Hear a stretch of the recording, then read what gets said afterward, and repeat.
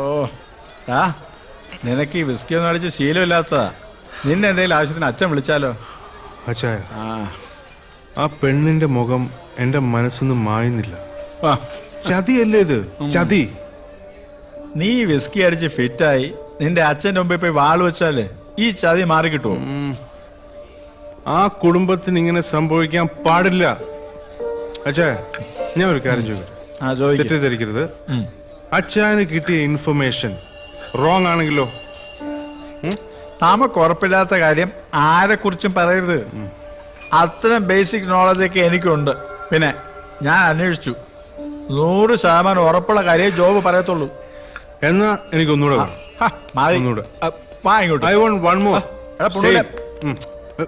എങ്ങോട്ടാ? വാടാ ഇങ്ങോട്ട്. അറിയാത്ത പിള്ള ചോറിയും പറയും എന്നിട്ട് കാരം വരെ പറയാറില്ലേ? വാ. കുറച്ചു നേരം അവിടെ വന്നിരിക്കൂ, ഇനി അവര് നോക്കിക്കോളും. അവര് നോക്കിയതേ കാണണേ. ഗോന്നേരെ കുറച്ച് വെള്ളം കൊണ്ടുവരൂ.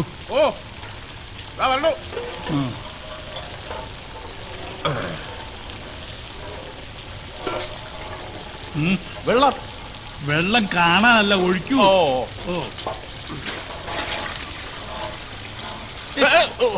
ഇതിൽ കണക്കൊന്നുമില്ലേ? ഒഴിക്കാൻ പറഞ്ഞാൽ ഒഴിച്ചോണ്ടേ ഇരിക്കുക. താനെന്താ ചെയ്യുന്നത് അവിടെ?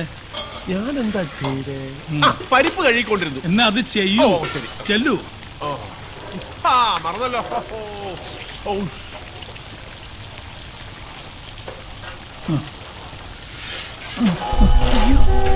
എന്താ എന്താ പറ്റി? എന്താ എന്താ പറ്റി? ഒന്നുമില്ല. തിരുമേനി, എന്താ എന്താ പറ്റി? എന്റെ പൊന്നു ബാലു, നീ ഒന്ന് വാ. താഴെ പോ. നീ നിനക്ക് എന്ത് പറ്റിയേ? വീട്ടിൽ നിന്നാ. അയ്യോ, അടിച്ച കാര്യം പറയല്ലേ. നീ ഉണ്ടായിരിക്കേ. ഹലോ, എന്താ? അതെയോ? ഓക്കെ. എടാ ബാലു, വാ, വേഗം പോവാം. എന്താടാ? BP കുറച്ച് ഹൈ ആണെന്നാ പറഞ്ഞത്. ഞാൻ വർഗീസുമായി സംസാരിച്ചിരുന്നു. വേറെ കംപ്ലൈന്റ് എന്തെങ്കിലും, കിഡ്നി, ഹാർട്ട് അങ്ങനെ എന്തെങ്കിലും? അല്ല, അങ്ങനെയൊന്നും ഇല്ലെന്ന് അമ്മ പറഞ്ഞത്.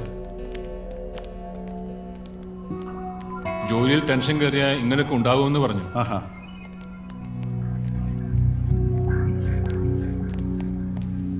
ഇരുന്നോളൂ.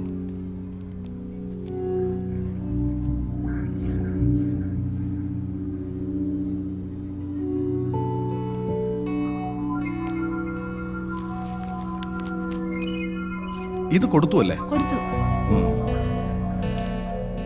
ഇത് എഴുന്നേറ്റ് നോർമലായി സാവധാനം കൊടുത്താൽ മതി. അങ്ങനെയല്ലേ ഡോക്ടർ വർഗീസും പറഞ്ഞത്? ആ, സാരമില്ല. ഇനി ഒരു അരമണിക്കൂർ കിടന്നോട്ടെ, ആരും ശല്യം ചെയ്യണ്ട. രാജ അങ്ങോട്ട് പോയിക്കോളൂ. ഗസ്റ്റ് വരുമ്പോ പരിചയമുള്ളവർ ആരെങ്കിലും വേണ്ടേ? ഞങ്ങളിവിടെ നിന്നോളാം. ചേച്ചി, ഞാനിപ്പോ വരാം. നീ ചെല്ല്.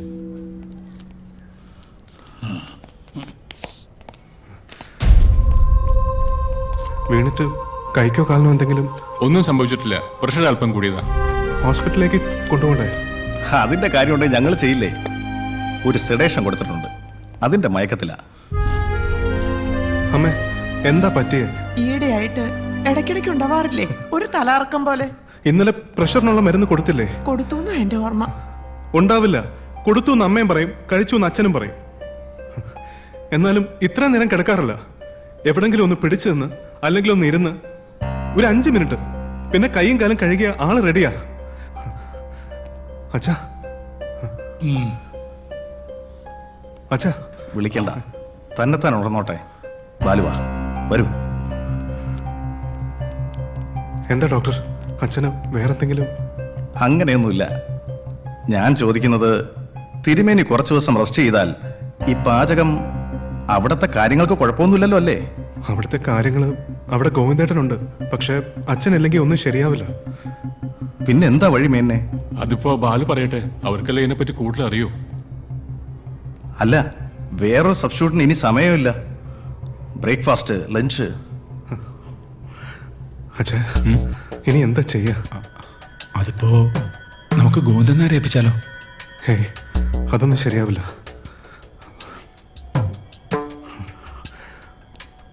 ഞാനിപ്പോ വരാം. അമ്മേ, ഞാനിപ്പോ വരാം. വാടാ, വാ.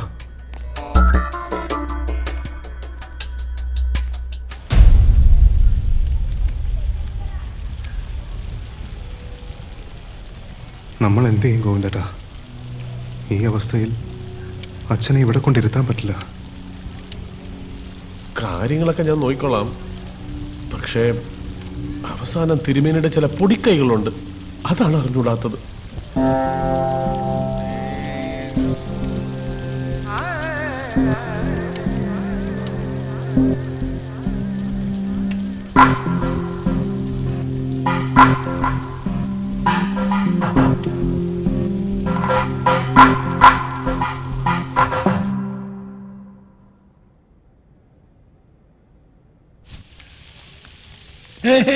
എനിക്കൊന്നുമില്ല, ഒന്നുമില്ല. നടന്നോട്ടെ, നടന്നോട്ടെ.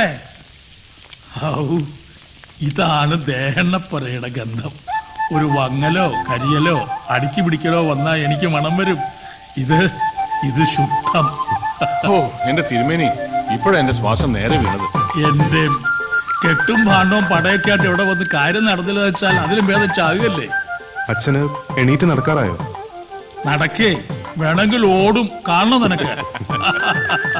കേട്ടോ കുഞ്ഞ്, ഇവൻ 10ാം ക്ലാസ് വരെ എൻ്റെ കൂടെ വന്ന് വല്ലതൊക്കെ കണ്ടും കേട്ടും നടന്നിട്ടുള്ളതല്ലാതെ ഇവനെ ഞാൻ ഒന്നും പഠിപ്പിച്ചിട്ടില്ല.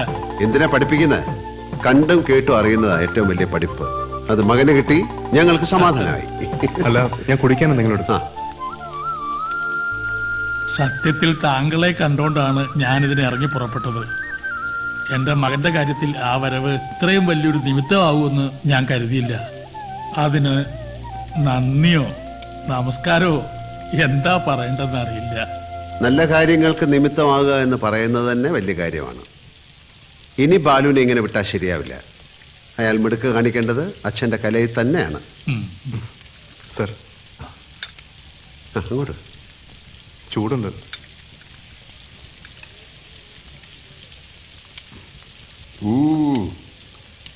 രസം ഏത് സമയത്തും ഏതിൻ്റെ കൂടെ ആകാവുന്ന രസം. അതാ ഇതിൻ്റെ ഒരു രസം.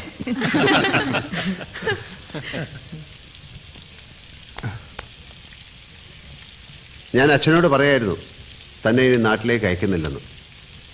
ബാലു ഇവിടെ ഒരു റെസ്റ്റോറൻറ്റ് തുടങ്ങണം. മേനോൻ ചേട്ടൻ പുറകിലുണ്ടാവും, കൂടെ ഞാനും ഉണ്ടാവും. പേരും ഇപ്പം തന്നെ പറയാം, രസം. രസം. ആ, രസം.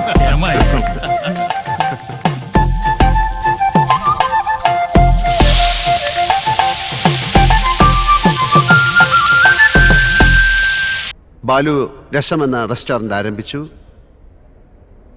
1.5 വർഷം മുമ്പുള്ള ഒരു കഥയാണ്. മേനോൻ ചേട്ടൻ്റെ മകൾ ജാനു. ജാനുവിൻ്റെ വിവാഹമാണ് നാളെ. തലേ ദിവസം രാത്രി. കാര്യങ്ങൾ ഇതുവരെ ഭംഗിയായി നടന്നില്ലേ? എന്നാ പോയി റെസ്റ്റ് എടുത്തോളൂ. ഓ ആയിക്കോട്ടെ. ഞാനിവിടെ ഉണ്ട്. ശരി. ബാലു അഭിമാനം കാത്തു എല്ലാവരുടെയും. ഒരു മിനിറ്റ്. പറ ലാലേട്ടാ, എനിക്കൊരു കാര്യം പറയാനുണ്ടായിരുന്നു. എന്താ? കുറച്ച് പേഴ്സണലാ. മേനോൻ ചേട്ടാ, ചേട്ടൻ നടന്നോ, ഞാൻ വന്നേക്കാം. ഓ ശരി.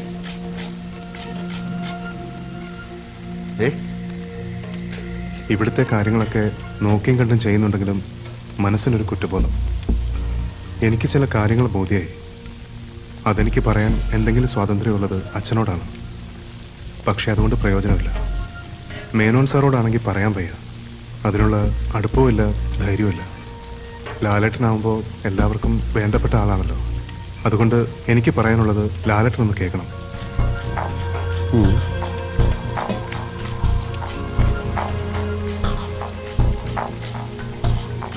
ഇതൊന്ന് കണ്ടു നോക്കി.